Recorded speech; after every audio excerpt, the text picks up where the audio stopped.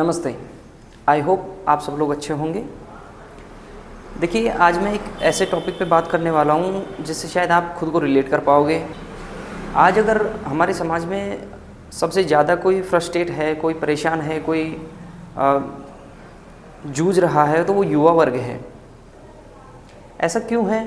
उसके कारण भी हम जानते हैं और उन कारणों को जनरेट भी हमने ही किया है या हमारे समाज ने किया है। अब ये हमने या हमारे समाज ने क्यों किया है, उसका सिंपल सा रीज़न है। देखिए, उसका कारण बताता हूँ पीछे का, कि आज हम देखते हैं कि किसी को भी सक्सेस होने के लिए गवर्नमेंट जॉब लगना है, इस तरीके का मानसिकता बन गई है समाज में। या दूसरी तरह मैं कहूँ कि जो गवर्नमेंट जॉब नहीं लग पाएगा या किसी बड़ी कंपनी में जॉब नहीं लग पाएगा तो वो सक्सेस नहीं माना जाएगा। इस तरीके का नैरेटिव बन गया है और इस नैरेटिव ने ही हम सबको पीछे कर दिया है, क्योंकि गवर्नमेंट इतनी सारी जॉब प्रोवाइड नहीं कर सकती। गवर्नमेंट जॉब्स में एक लिमिटेशन होती है, लिमिट होती है कि इतने ही लोग उसमें काम कर सकते हैं।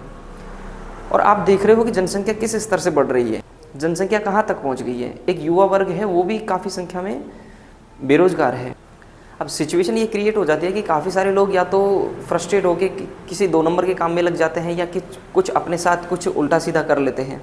तो ये सब चीज़ें जब घटित हुई हैं तो ये इनका कारण पीछे से बैकग्राउंड है। बैकग्राउंड क्या है वो देखिए, क्योंकि जब हम बच्चे को पढ़ा रहे होते हैं तो उनके माइंड में एक ही चीज़ें डाली जाती हैं कि आपको पढ़ना है और एग्ज़ाम में अच्छे प्रतिशत हासिल करने हैं, अच्छे अंक हासिल करने हैं। अगर नहीं कर पाए तो आपको एक कमज़ोर विद्यार्थी के रूप में देखा जाएगा। तो बच्चे के ऊपर स्टार्टिंग से ही यही प्रेशर होता है कि कैसे भी करके एग्ज़ाम में अच्छे अंक लाने हैं, चाहे मुझे कोई ट्रिक लगानी पड़े या कुछ भी उपाय करना पड़े, मुझे अच्छे नंबर लाने हैं, तभी मैं सबकी नज़रों में अच्छा बन सकूँगा और एक इंटेलिजेंट विद्यार्थी के रूप में खुद को पेश कर सकूँगा। इस तरीके की साइकोलॉजी बच्चे के अंदर डाल दी जाती है।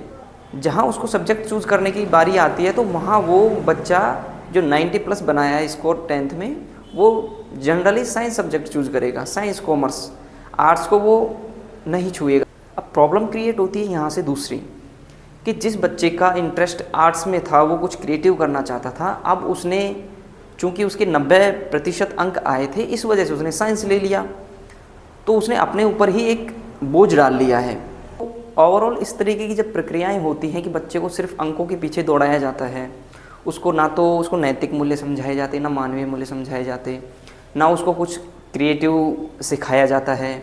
एक सामाजिक ज्ञान भी होना चाहिए, किस तरीके से लोगों से कनेक्ट होते हैं, किस तरीके से बात करनी चाहिए, किस तरीके से किसी दूसरे व्यक्ति की अगर उसको मदद की ज़रूरत है तो कैसे हम मदद कर सकते हैं किसी और की।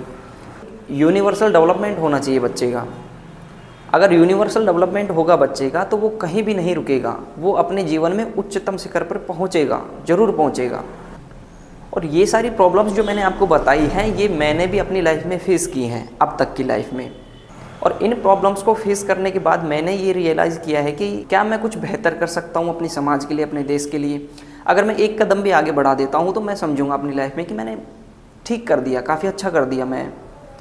तो इन सब चीज़ों को ध्यान में रखते हुए मैंने एक सेंटर स्थापित किया है जिसका नाम है रुद्राक्ष। इसका मतलब हो गया कि यहाँ पे एक बालक का सर्वांगीण विकास होगा। सर्वांगीण विकास कैसे होगा? जैसे मैंने आपको बताया, रुद्राक्ष में पढ़ने वाले बच्चों के लिए विशेषतः एक सेशन अलग से चलेगा जिसमें उस बच्चे को जनरल अवेयरनेस सिखाई जाएंगी। उस जनरल अवेयरनेस के टॉपिक्स वही होंगे जो अभी आपको मैंने डिस्कस किए हैं। काफ़ी सारे टॉपिक्स होंगे, उन पे एक एक करके एक दिन उन बच्चों को जितना ज़रूरी है जिस बच्चे के लिए उतना सिखाया जाएगा। उसके साथ साथ किताबी ज्ञान भी उस तरीके से दिया जाएगा जिससे उसका बैकग्राउंड मजबूत हो, जिससे उसका बेस मजबूत हो उस बच्चे का। उसको वाकई में पता चले कि हम पढ़ते क्यों हैं, क्या रीज़न है हमारे पढ़ने का, और हमको आगे करना क्या है ये सब पढ़ के, आगे हमको कौन सा फील्ड चूज़ करना है। एक बच्चा अपने आप में ये फील कर सके कि मुझ में क्या कमज़ोरी है, मैं उसको कैसे मेंटेन कर सकता हूँ, या फिर मेरा कौन सा स्ट्रॉन्ग पॉइंट है जिसको मैं और भी बेहतर बना सकता हूँ। इस तरीके की प्रक्रियाएँ यहाँ हम करवाएंगे। तो इस उद्देश्य की पूर्ति के लिए मैंने ये अरेंजमेंट किया है। रुद्राक्ष एक प्लेटफॉर्म है, इस पे हम एक टीम बना के वर्क करेंगे और इसमें हम ऑफलाइन भी वर्क करेंगे और ऑनलाइन भी करेंगे। इस तरीके से हम एक टीम के ज़रिए इसको आगे बढ़ाने का प्रयास करेंगे। तो ओवरऑल मैंने रुद्राक्ष के लिए काफ़ी वर्क किया है, काफ़ी तैयारियां की हैं, काफ़ी अरेंजमेंट किया है, मैंने काफ़ी प्लान्स बना रखे हैं। तो आप लोगों का सपोर्ट चाहिए इसको आगे बढ़ाने के लिए। तो ये था रुद्राक्ष का इंट्रो। तो आज के लिए बस इतना ही। अब आगे मिलेंगे नेक्स्ट क्लास में, जब हम क्लासेस स्टार्ट करेंगे तब मिलते हैं।